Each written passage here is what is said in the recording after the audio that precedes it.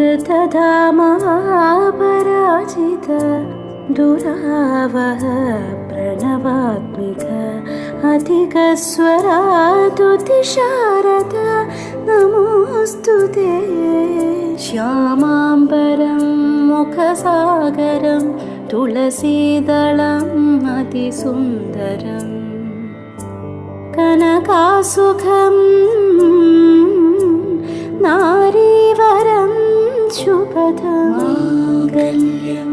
तन्तुनानेन मम जीवनहेतुना